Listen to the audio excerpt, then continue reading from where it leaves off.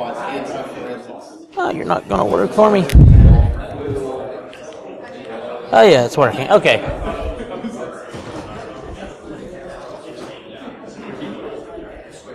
Whenever everyone's ready, we can get started down here. If you're good up there, good. All right. Well, welcome to... Well, let's let everybody calm down a little bit. All right. Welcome to BSides Nashville after lunch. I'm actually surprised at the number of people who are conscious at this point. It was a good lunch, but I know I always hate going right after lunch because everybody's asleep and end of the day everybody's gone, but I'm surprised at how many people are in here. Good. All right, so first of all, this is going to be the BSides Nashville version of Hillbilly Storytime, Pentest Firms.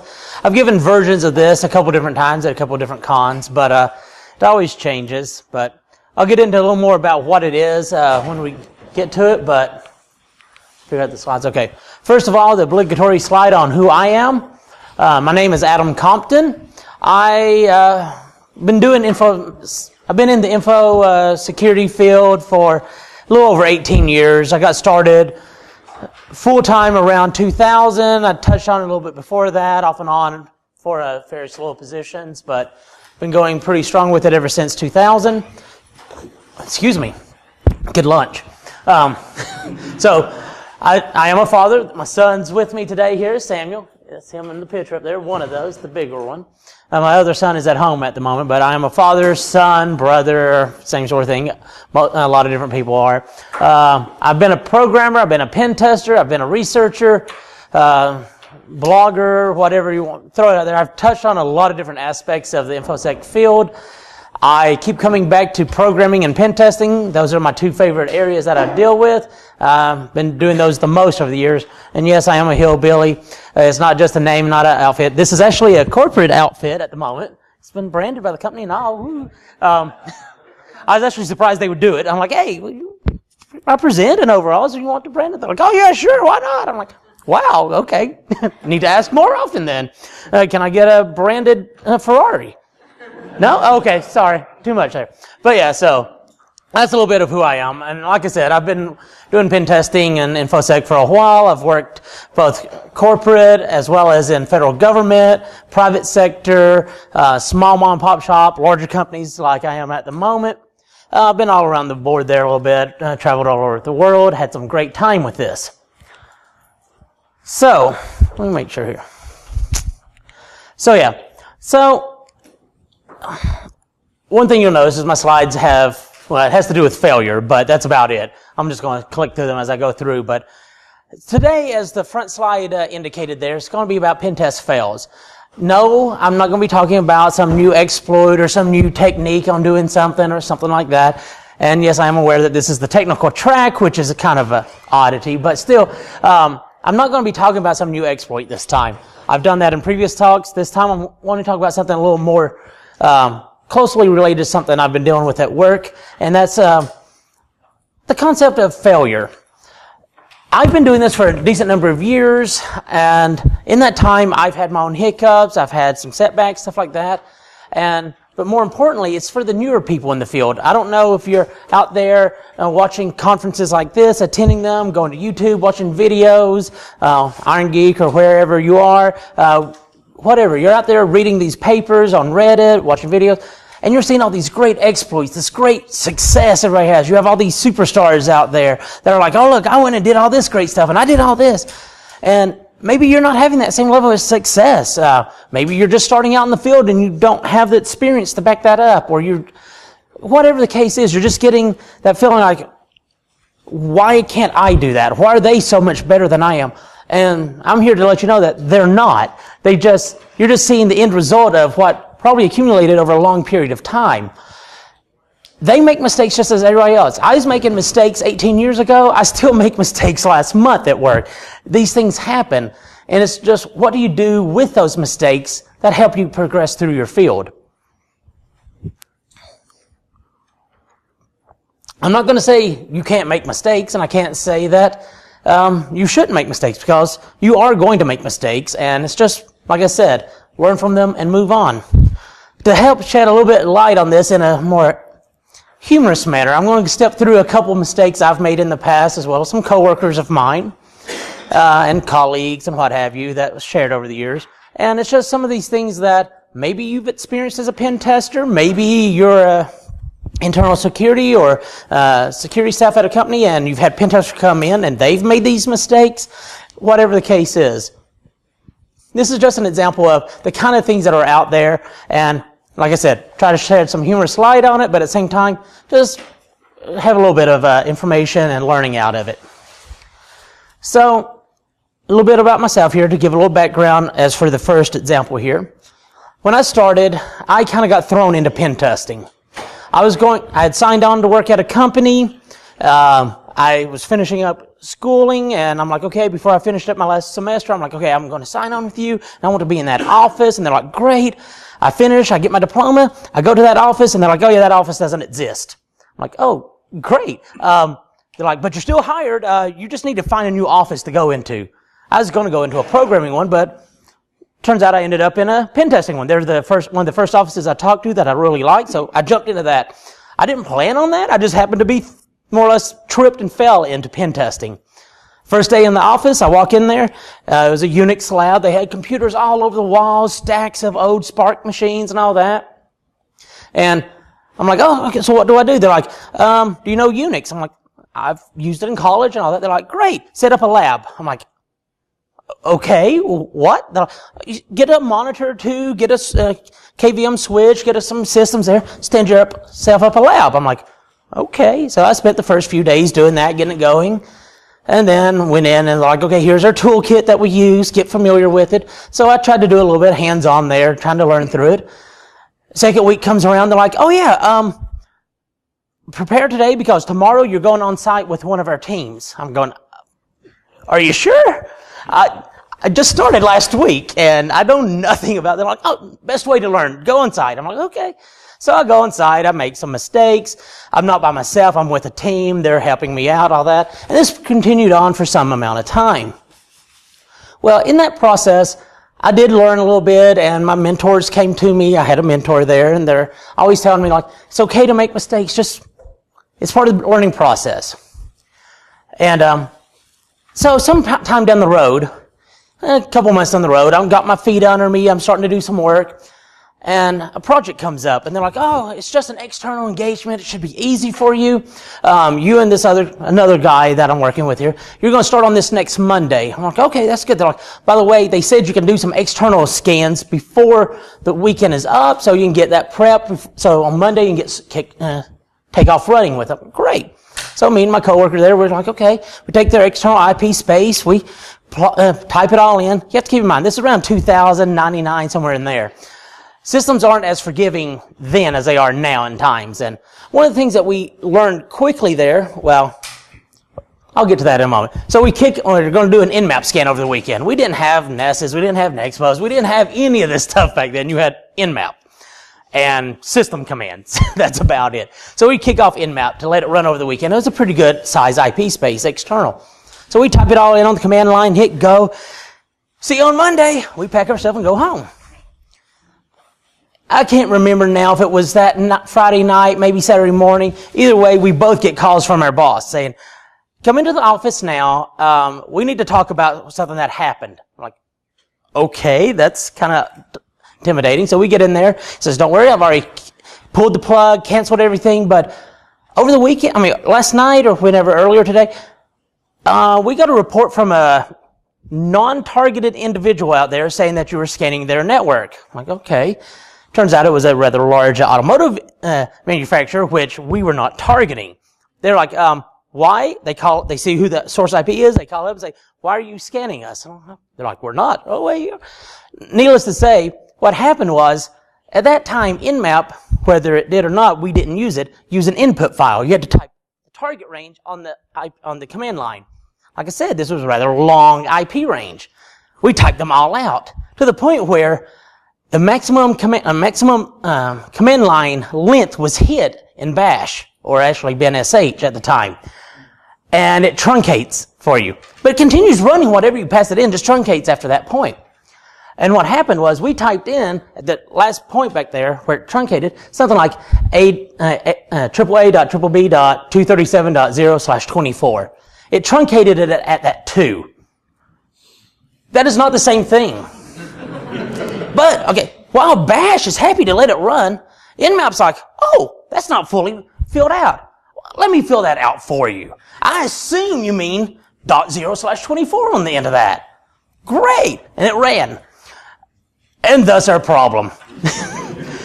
At the end of it, we figure out what's going on there, we redo it, we kick it off in multiple scans, stuff like that. We talk to the unexpected customer that we had, and they're like, so, we're like, is there any issues on that? No, that's fine. We understand there was a mistake. By the way, did you find anything? We're like, no, it was just an Nmap scan, but no, we didn't find anything. You're good. They're like, okay, great. Doing that nowadays, I probably would have tried to turn that into an upsell or something like that, but at the time I was young, I was just happy that no one's being mad, so yay. So this probably wouldn't happen nowadays because of systems getting more intelligent and all that, but back then, it was just one of those things that we were taking things for granted. We were making assumptions on how long a command line could be, stuff like that, and we didn't understand the kind of things that could occur. So they, needless to say, we didn't do this again. We learned from our mistake there. So let's go ahead and, this is one example from my early experience. Let's talk about some other people's now. I won't mention names. You can attribute them all to me. I can tell you they're not all about me, but you can attribute it to me if that makes you happy. So,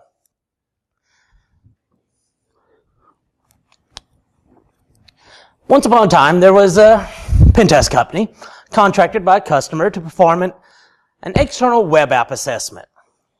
It might have been an external network assessment. Either way, there's web apps involved.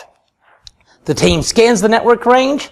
They come across a series of web cameras, internet-facing web cameras. Kind of interesting. They're password protected. Quick Google search finds the default credentials, and they're into the web cameras. Not a big deal there. It's easy enough.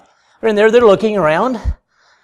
And then somebody's like, what? This doesn't make sense. I'm looking at these 5 cameras here, and they're all, this one's looking at a cafeteria, that one's looking at a library, that one's looking at a playground. Aren't we targeting a legal office? Yeah. Are we sure this is right? Make a call to the customer. The customer's like, oh no, we gave you the wrong IP range. Sorry, we copy and pasted wrong. That was an old range we had. Something like that. Like, fine. We correct it. Go on. Find the proper target, scan those. That's just something that was a trivial kickoff call, like, is this the proper IP range, all that. Speaking of web cameras again, though, at a different time, same sort of thing, targeting external scope. We knew this was the right target at this time, and it was a university, and we did find a web camera on there. We type in, see the web camera, same sort of thing, find the password, log in. This one actually had pan and tilt capability, which is fun. It was just looking out sort of like at a road and some trees and stuff like that. Nothing too particular. So you can send her pan and tilt around, start panning around and everything. And there's a desk with a bunch of papers on it. There's a whiteboard it's sitting in somebody's office apparently. And just looking on the whiteboard, looks all kind of writing up there. We're looking at it. All of a sudden, it rehomes back to default. They're like, oh, that's kind of funny. Okay, we're sitting there looking around and we're scanning it back around. We're trying to read what's on the whiteboard. It rehomes after about the same amount of time. We're like, what is going on here? We're sitting there waiting and waiting.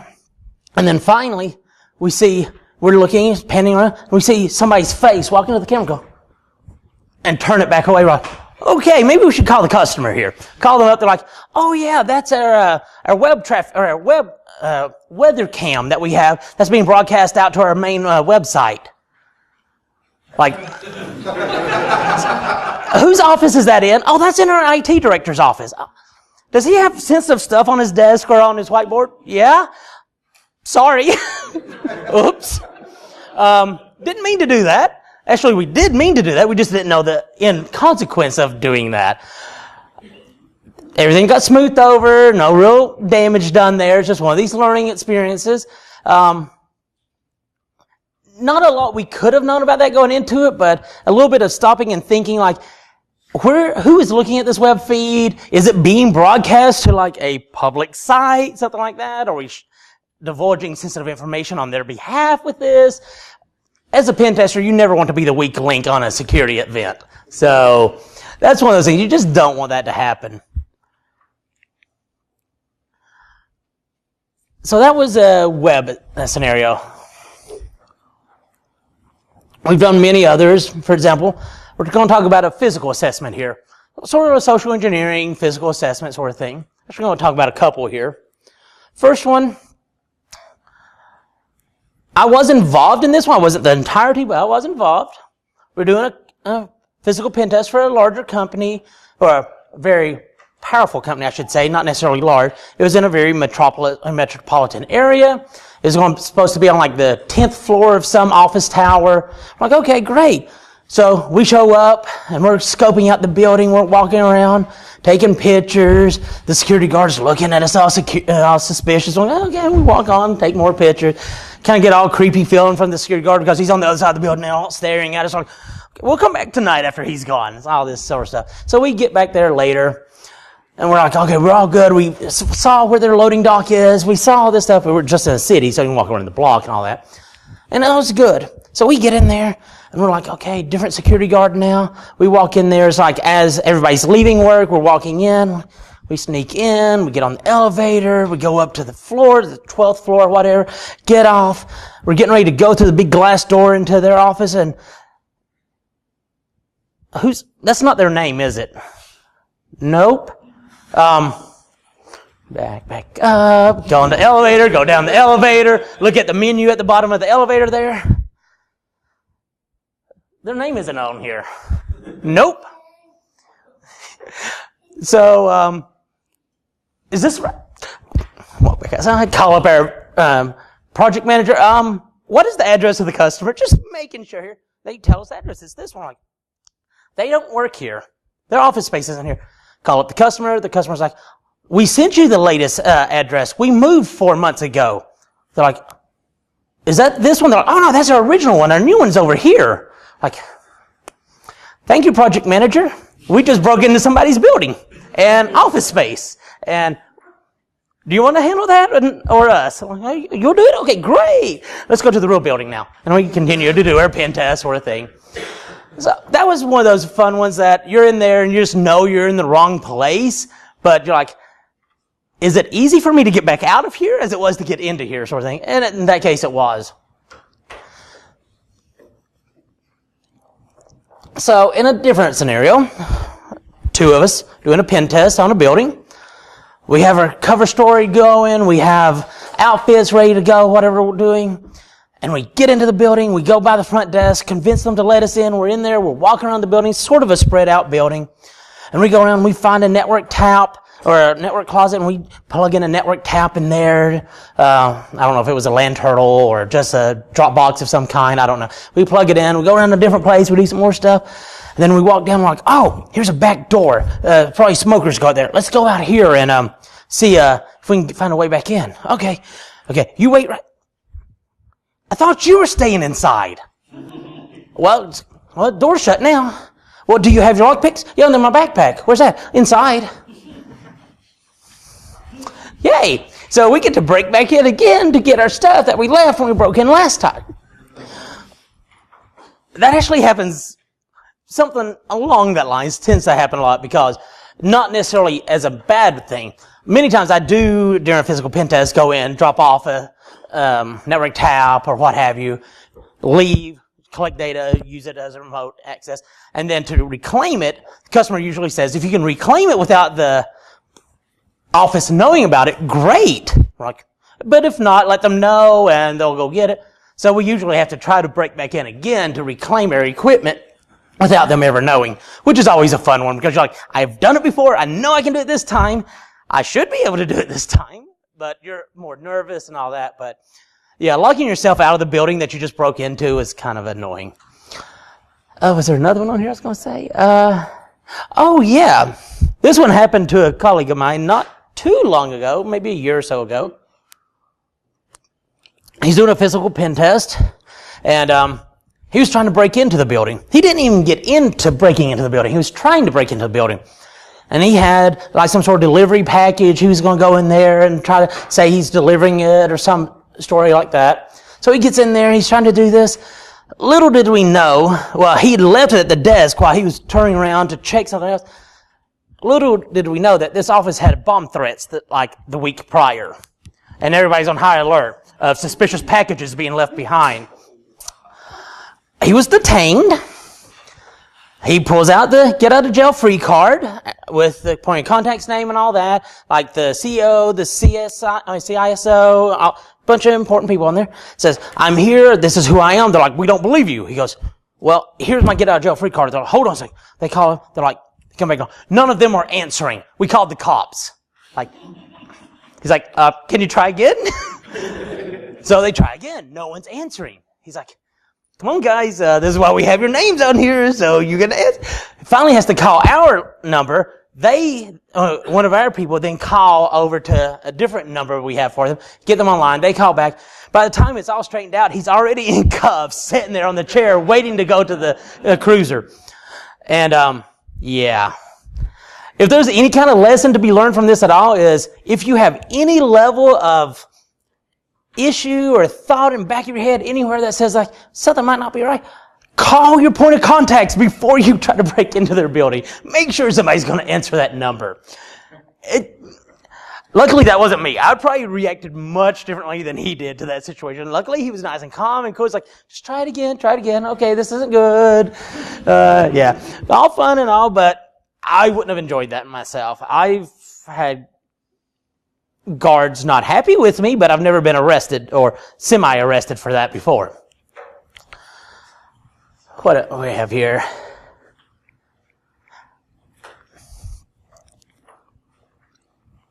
I'm trying to decide which one of these to tell. Got a couple different stories here.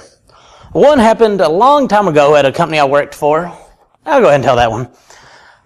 We're there. This was a company that sold one-day web app assessments. Why one day? Not really sure. But they sold one-day web app assessments. We weren't happy with it, but nonetheless, like, okay. So they didn't care how many people you threw on the project. It's just one day has to be done. So a colleague of mine and we had an intern come in sporadically through the day. We're sitting here, we're hacking into the system.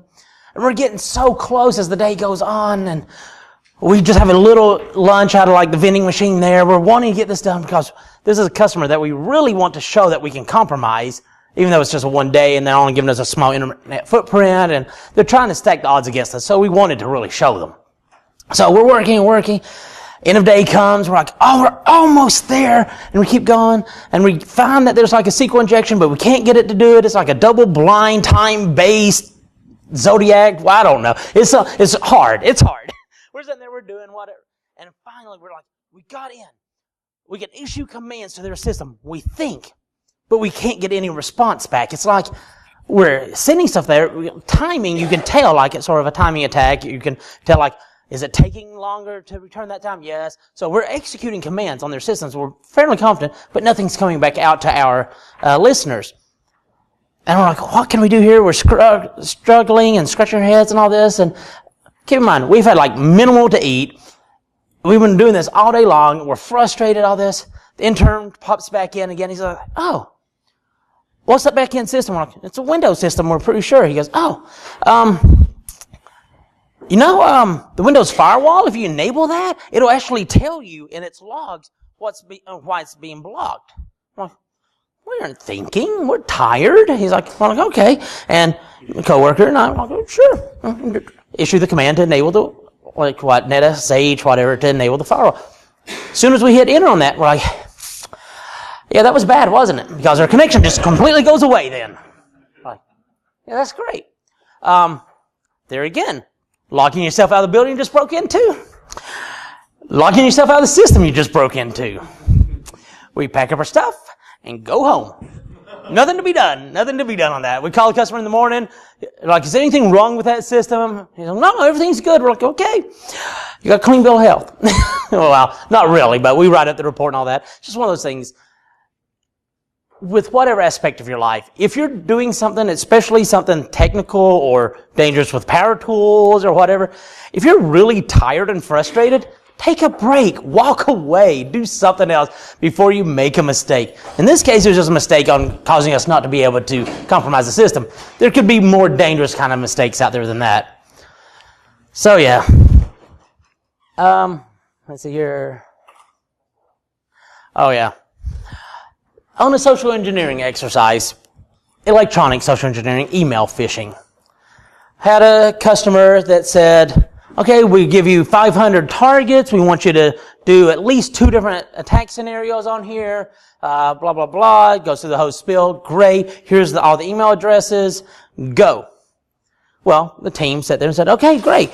We've done plenty of these. Mr. Intern, why don't you go and set up the phishing environment? Let us know when it's ready.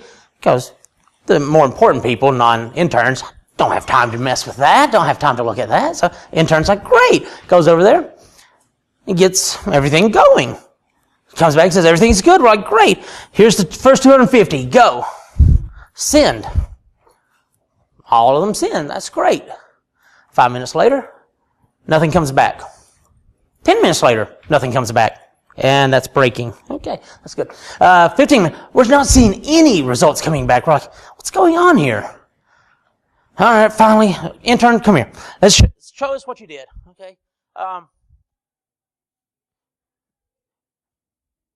Did you start the web server? Yeah? No, you didn't. Okay, first 250 burned. Okay, we got another 250 to try here. Okay, let's double check. Is the web server up and running this time? Yes. Is whatever servers we need up and running? Yes. Okay, do we have the 250? Yes. Okay, run. Okay. We wait. 5 minutes, a few have come in. 10 minutes, a few more. So we're seeing results now. We're seeing creds come in. Not a lot, mind you, but some. Not as many as we would expect. We let it run because we are getting results. We don't want to jinx it. Let it finish. After about an hour, we stop it, and we're like, okay, so we have our results from that. We might have let it run longer. I don't remember. But so we're like, fine. Let's try to figure out why we were getting so few results out of this. We go back and look at the email that was sent. It has the wrong customer name, wrong logos, pretty much everything wrong. It was for possibly a previous customer that we targeted that the intern just copy and pasted over, literally. Just exact same. No changes. So, yeah. Oops. But there's a silver lining to it. We could at least tell the customer that, look, when we target 250 people randomly out of your company, 10 of them will still click on links that say that they work for a different company. You might want to talk to them. So try to turn it into a positive if you can. Not always possible, but when you can, you try. Oh, yeah. I remember this one. So you're doing an engagement with a customer on site, rather large engagement, multiple weeks. Customer starts out all friendly. As time goes on, they start to get a little more combative or resistant, and it starts getting the relationship between the team and the customer and the Pentest team starts to go downhill. Starts to get a little combative, not really like argumentative, but they're doing stuff to explicitly deny you after they find out what you're doing. It's sort of be like, okay, we're here to help train you and all that. And they're like, oh, okay, yeah, that's good. So what are you doing right there? Oh, you got into that account? And as soon as you say that, somebody else is just changing the account and actively being like resistant to you. Typically on Pentest, there's a general unspoken rule that there's a little bit of a hands-off until it's done so you can get a better feel for it, unless you're sort of doing sort of that incident response, active testing their Pentest or their IR team or their blue team, testing that, that's fine, but this wasn't that.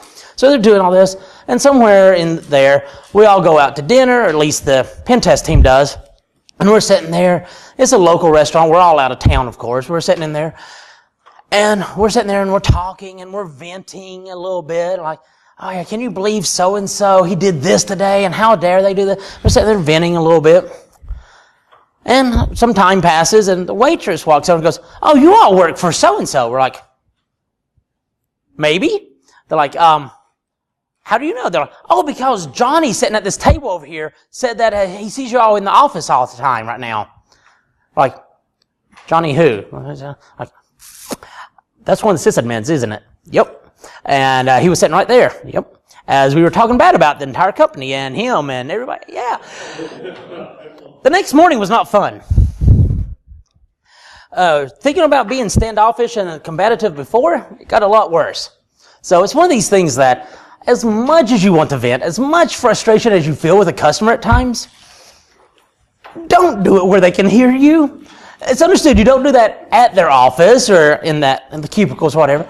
But if you're in an out-of-town place in a small community, they probably all know each other anyway. And if it wasn't somebody that we directly interfaced with, it probably is going to be somebody they knew. So, yeah, it's this is along the same lines as shouting out or performing your happy dance when you gain a shell. I don't know if people do that anymore, but it was once upon a time that a lot of people did a happy dance, stuff like that, when they compromised the system and all that. That's 10 years ago, but I've had people do that right in the middle of like a very corporate environment before. Just one of those. Be aware of your surroundings, people. It's easier to just suck it up and not do it than to deal with the aftermath of it, so just saying. Let's go back. There was one more I was going to throw in there as we're going through here.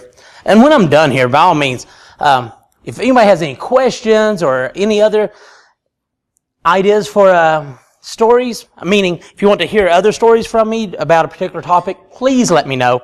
I've got plenty to go around. I'm just trying to cherry pick a few here as we go through. See, what was that one I was going to do? Oops, wrong way. Oh yeah. There was a scenario here where going on site, this has happened, versions of this, individual parts of it, has happened to me many times. This whole scenario is a little contrived. It's all these different ones thrown together, but you'll get the idea. Arrive on site, you get settled down, you go to plug in your power. Well, you sit down with your laptop, you're like, okay, I need to plug into power. I didn't bring my power cord. That Mac is going to last 2 hours. Do y'all use Macs? No, we use Dell. Great. Where's the closest Mac store? I'll be right back. Or Apple store. You run out, you get that. That's happened to me a couple times, forgetting power cords, stuff like that. Nowadays, I have an extra set of power cords for it that stays in my laptop bag all the time. So, more commonly though, you arrive at the customer site, you sit down, you go to plug into their network, and you don't have a network cable. It's not a bad thing, mind you. It just starts out the relationship with that customer on a bad note. It's like, first thing you show up, like, oh yeah, I'm a professional. Can I borrow something? Yeah, I come prepared, I promise. I need that network cable and that network adapter and, yeah, anything. No. Try to be prepared. This is to me more than anybody else because I forget my network cable or my bad luck, I pack a network cable and it's bad. That's happened. But this is leading into one scenario in particular now. Arrive on site, do your engagement, all this. Everybody's capturing their data, everybody's doing everything, you're all good to go.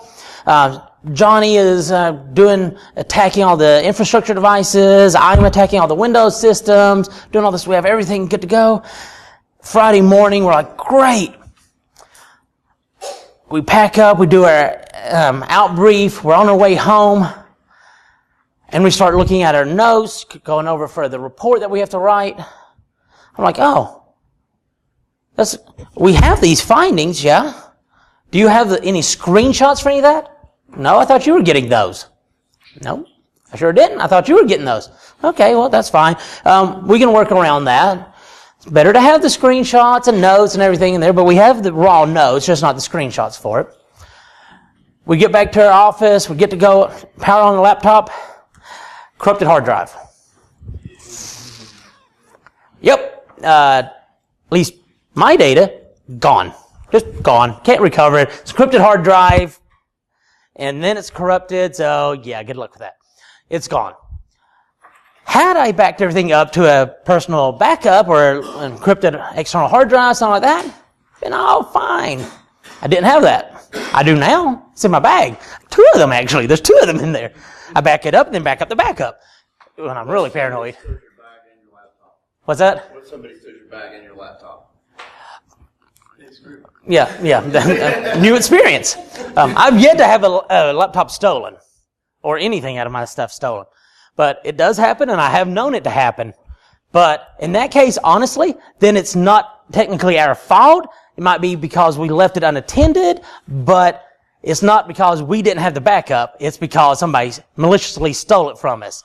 In the case where we just crashed the hard drive and don't have the backup, that is all on us. No anything else there. It's just one of those things. I hate to say it, it's just shifting the blame a little, but from a business perspective, it means the world. Except for now that customers' data is out there somewhere, but you can guarantee it's all encrypted, it's backed up and all that. We can show all the policies for that. Yeah, it's all done, so that helps save that. But, yeah, if somebody steals everything, yeah, you're kind of, out of luck on that one.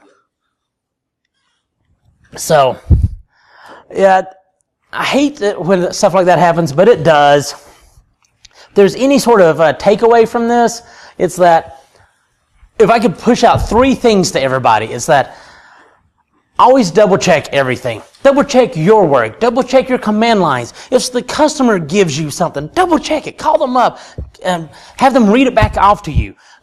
When you do your, if you're doing external, take the IP ranges or whatever, feed it through Whois. Does it make any bit of sense? Does it come back belonging to the Department of Defense and you're targeting some school district? That's probably wrong. You probably don't want to target it. Just a little bit of sanity check in there. Double check everything you can to save you time down the road. Secondly, if something doesn't feel right, if the network you're testing doesn't give you the right kind of results you're looking at, if the building you just broke into doesn't hold the right labeling or branding, all that, whatever it is, if it doesn't feel right, it probably isn't. Trust your gut on this. If nothing else, you can back out, double check, and then go back in. See number 1 again. Always double check. Third, this is for those times when you lock yourself out of a building, lock yourself out of a system, whatever. If you gain access to a system, building, whatever, one way, get a second way. I know we talk about this, whether it's in OSCP, whether it's in any other certified ethical hacker, whatever, they always talk about have multiple ways in. At one point in my career, I kind of laughed at that, but as time goes on, I kind of, yeah. If it's a throwaway device, like you're just checking, maybe, but if it's any bit of a sensitive system or something that you really want, get a second way in. Have some way for it to tunnel back out after some time limit or some timeout, for some sort of persistence, something to gain access to it again. It's just one of those things. So, this is going to be a little bit of a, not really soapbox, but the whole thing has been a little bit of that, just talking about what have you, but over my career, I've made a lot of mistakes, and I continue to make lots of mistakes. And it's going back to that beginning couple of slides there where I was talking about don't feel bad if you do make mistakes. It's part of the learning process. If you're not making mistakes, either A, you're not trying hard enough, or B, you're the only unique person on the planet that never makes mistakes. So, which I'd love to meet you if you are that person. That'd be great. I have a friend who'd like to write a paper, but no, honestly, we all make mistakes. Even these big superstar, grandstand people you see up on the main stage at DEF CON or wherever, they make so many mistakes. They're just not going to talk about it because that doesn't build on that image or it's not relevant to what they're talking about at that time at least.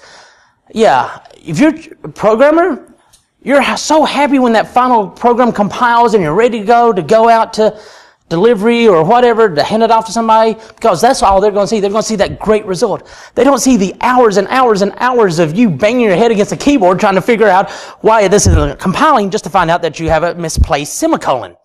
But that's a different issue. Sure, that's never happened to me. Yeah. Never. Or a comma or any. I've had... thing unfortunate, I've had a space throw me off. Yes. And that is frustrating as all get out. But still, they don't see all this. And you probably don't see this either when you're just seeing everybody release all this great new exploits or new tools and all that. You don't see all the effort and trouble and pain that went into them building that, the mistakes, the number of times they had to scrap everything and start over, or doing the pen test and the learning, like starting out like, yep, I just started here and I have no idea what I'm doing and you're putting me on a pen test. You're an idiot, but I'll do it. I have to learn somewhere. So you don't see all that. And that's what I'm trying to get is, if you are one of these people who is just starting out or feeling that you're making a lot of mistakes, that's fine. Just learn from those mistakes. Build off of them. Continue forward. Yeah, most of the mistakes I make are ones that I can shrug off and like, yeah, it just happens and keep going. Every once in a while you come across one where you're sitting there going, yeah, where's my resume? That's probably going to cost a job. But luckily, find wood, knock on it. I've yet to have that actually happen. I have been reprimanded by a boss before, but that's a totally different thing. I didn't get fired or anything like that. It's just like, just be cautious. Don't do that. Be aware of your situation, stuff like that. And in times like that, at least myself, I stop, take a step back, reevaluate what I'm doing, try to figure out what did I do that led to that situation? How can I correct that in the future? And reach out to my colleagues, reach out to my friends, family, whoever it is that I need for that kind of support, and then slowly start getting back into it. And before you know it, you're going to be back up, going where you were before, and hopefully smarter and wiser than you were the last time. So that's just sort of my advice, if you want to call it that, is just learn from your mistakes. Don't let them get you down. And yeah, just keep on. Make more mistakes. Just try not to make the same ones twice.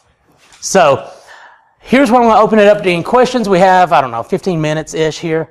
So any questions, comments, thoughts? You have my contact information both at Gmail and at Rapid7, Twitter. The link at the bottom is a YouTube series where I do Hillbilly Storytime Pentest fail videos. They're all about 10 minutes long. I get up and talk about those. They usually come out once a month-ish. So any questions, comments, requests for special kind of stories? I'm open to whatever at the moment. Anyone? No? I'll give you one. Yeah, go for it. So, pen testing the last couple of years has kind of moved toward having success for your client. Yes. Is that still where we're moving with pen testing? When we say success for the client, we're meaning patting them on the back for doing things good and really working very diligently to make sure that happens at least once or twice or 100 times. Depends on the pen testing firm you're with and what you're going after. There are definitely a growing number of pen test firms out there which seem to be definitely going that way. Like, you tell us what you want, we will get you in that direction. Then you have other pen test firms which go in there with the mindset that says, all right, look, we will give you the assessment that you want, and if you put restrictions on us that prevent us from getting that, we will list those restrictions in the report as well so that they're in there for posterity, all that.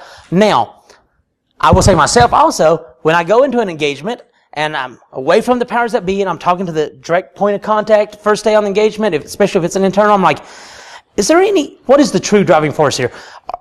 Are you wanting to truly know the level of security of your network? Are you wanting to check something off on a checkbox somewhere for compliance?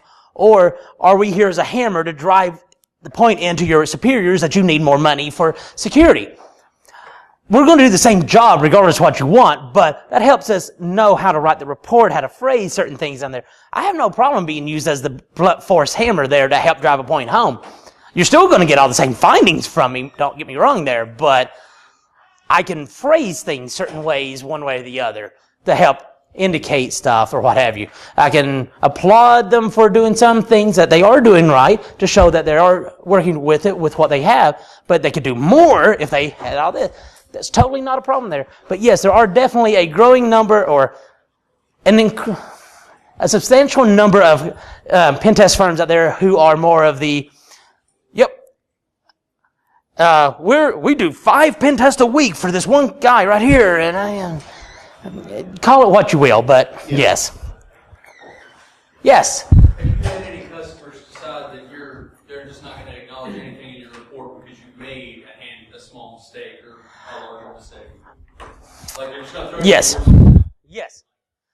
I've had a customer take that to the extreme. I've had a customer say that because I did not identify that UDP port like 4,912 on this one system was open, I didn't do a thorough job, so that entire report is invalid. I'm like, you got to be kidding me, right? Why would I scan for that UDP port? Really? Yeah. It's a non-standard port. I'm like, I found I could compromise your entire network through a login form, but that's invalid because I missed this one UDP port. So yes, it does happen. I've actually had other customers tell us that varying levels of that, but that's the most extreme version of that I've ever encountered. And that was, that's been about 10 years ago that happened, but we believe the customer just didn't want to pay for it. It's what it wanted, and wanted a free engagement out of it. But yes, it does happen. What do you personally do when you have a customer who is getting real defensive about their network and not wanting to work with you? What do you do to kind of get them on board with what you're trying to accomplish? It's not always possible. I'll start with that. But what you can try is, coming at it and try to lessen the feeling that it's you versus me on this. I'm not here to attack you. I'm here to help you find those areas or help identify those areas where maybe you don't have the support that you need to do this. Trying to get it so that it's more of a helpful thing for them. If that doesn't work, we try to switch off with somebody else talking to them. If that doesn't work, then we try to go straight to the POC. And like, okay, look, you've agreed to this, so it's going to happen. We try to play nice with you, but the people who sign off on that dotted line at the end and pay thousands and thousands and thousands of dollars are saying that we're testing that network. We don't like going that way because that makes for a very hostile work environment, but worst case scenario, we do go to that because, somebody is paying for a product that you're preventing us from delivering. So we try to work with them, trying to show that we're not the adversary, we're here to help out. We're going to get you what you need. You can use us as a blunt force object to get the stuff that you need. Try to turn it around that as not so much that they are against us, as that they can use us at that point. And that tends to persuade people a lot of times. And it really depends on who the customer is. Sometimes if you just go in there and say, nope, I'm an authority, I'm going to do this. They're like, oh, really? Okay, good. They just completely change their tone. That doesn't always happen, not even most of the time, but I've seen that happen. Sometimes, if you just go in there and be a little bit submissive about it and just play your social engineering game a little bit and try to convince them it's their idea a lot, things kind of work out. Or you show them like, oh, look, let's target this over here first. This is not your system, but it's part of the scope. Let's target that, and when you can see what we're doing, then we slowly work into the rest. Depending on what time you have and all that, you can work with that, but there's a lot of goes into it of how much time do you have for the project and what have you, but it's not always possible. But you just sit down and try to talk to them and try to get them to get rid of that adversarial concept. It depends on the person a lot and how good you are at interpersonal communication. And if you're the type of person who gets hot-headed easily, you don't want to talk to them and try to do that because it's probably not going to turn out well. So get somebody else on the team that is a little more polite. So, anyone else? Yes, on the floor back there. I've worked in some places where it seems like sometimes employees and management will almost ignore service workers, janitorial staff, repairmen, stuff like that. Have you noticed on physical pen tests what's better for you to, let's say, mimic janitorial workers or repairmen come in after hours, or do you find it to be more successful to basically impersonate a mainline employee or customer who would be part of normal traffic? It depends on the corporation or the company and where they're located. If they're in a strip mall, I come in as I come not as janitorial, but I come back in the after hours when the janitorial staff are there, have the back door propped open so they can throw stuff in the dumpster. I walk in. That works well there. In a corporate high-rise in downtown, whatever major city, probably not the best. I try to come in with the lunch crowd, come in the first thing in the morning, say I'm there to talk to somebody or I'm there for an interview, and then slip away. Come in as people are leaving for the day so you can be in there. I do make use of janitorial staff a lot, though, not necessarily pretending to be them, but the fact that they like to prop doors open. Even if you're in a building, say you get in there prior to the end of the day and you hide out. Say you find a bathroom stall and you sit out in there and watch YouTube videos with your headphones on for 3 hours while everybody leaves. Then you get out and walk around.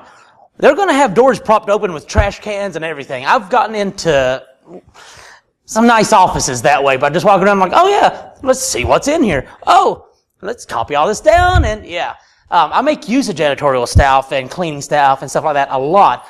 But personally, I don't impersonate them. There are some people I work with who impersonate utility companies and stuff like that to get access, or phone companies and stuff like that. I don't know the jargon well enough, so I'm not able to pull that off as well. But yeah. But I use janitorial staff a lot just to gain access to stuff, but not to impersonate them. Does that answer enough of that? But yeah.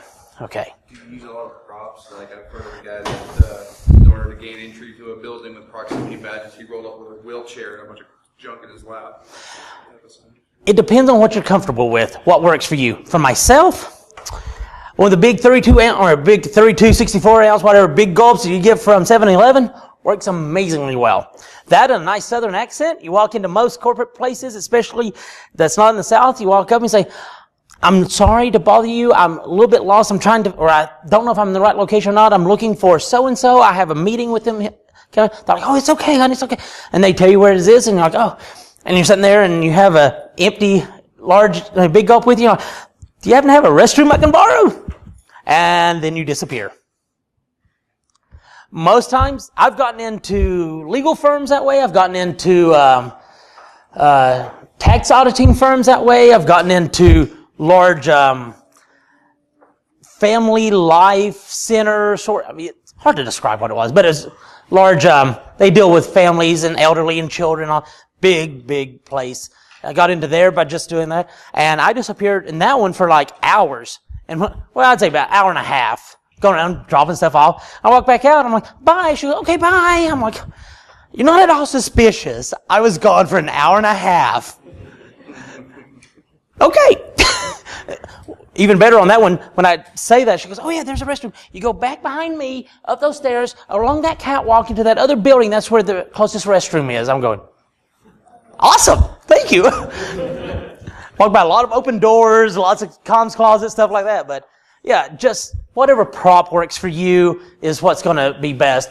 Some people, like I said, love having that whole tablet out there saying, we're here to do an electrical inspection, or we've had brownouts in the area. We want to make sure that your circuits are up to speed. I can't pull that off. I can pull off the helpless person needing to use the restroom. Works great for me. I've gotten into so many places like that. But it's whatever works for you. So, anyone else? Yeah, what's one of the main common denominators that you see among people that's a big gaping flaw? What's the main problem that you see among different customers that you go to? It boils down to it boils down to poor user awareness training. If you're going after social engineering or physical assessment, stuff like that, it goes down to missing patches, out-of-date software or hardware or whatever it is. In the case like Cisco Smart Install, everywhere. People just aren't patching it. It's new flaws that come out. People aren't being up to date on patching it. But basically, gaining access from external to internal, it's user awareness training and not adequate email filtering or egress filtering, whatever you need to use in there. That'll take care of most of it. Internally, it's laziness. It's the easiest description I can give you. People, I don't know how many times I'm on networks and people still have LMNR enabled. They still have SMB signing disabled. They have, so right off the bat, responder, boom, I have access, and then I can do SMB relay X and I'm in. Yeah. I mean, I hate doing that because I'm like, this is just a symptom of your problem. We need to address your problem, which is you need to beef up your staff to talk about how to improve this stuff and prevent this, or default credentials. I don't know how many times I still get in with Tomcat on Tomcat installs. Why? That was been known about for 10 years plus, and people still install it in production on sensitive systems with default creds. Or Jenkins without restricting the scripts directory or the path. And it's default configuration, stuff like that. It's the stuff that you're taught in Security 101 that isn't being done. Why is it not being done? Totally different issue there. It's either A, they don't know about it, B, they're lazy, or C, they don't have time, or whatever the case is. There's all kind of issues that go into it. A lot of times it's because management's like, we need this in place right now. You don't have time to spend on, just get it done. So they do it, and then before they get time to secure it, they're told to do something else. So they just don't have the manpower or time. So the places I've been to that have a lot of staff, really up to, it's hard to get into their stuff. You still can, depending on what you're doing, whether it's attacking the person or whatever. But when I'm encountering environments where it's hard to get in, most likely it's because they have a really good staffed security team. So there was a lot of different things thrown in there, but it really depends on the network. But it usually boils down to your basic stuff you're taught in Security 101. And I think I'm about out of time. I'm down to like a minute or two here. So if anybody wants to catch up with me after this, I'll be around for a little while. You have my contact information. Reach out to me. Appreciate it all. Everybody sticking with me here. Thank you very much. And you all have a great rest of your day.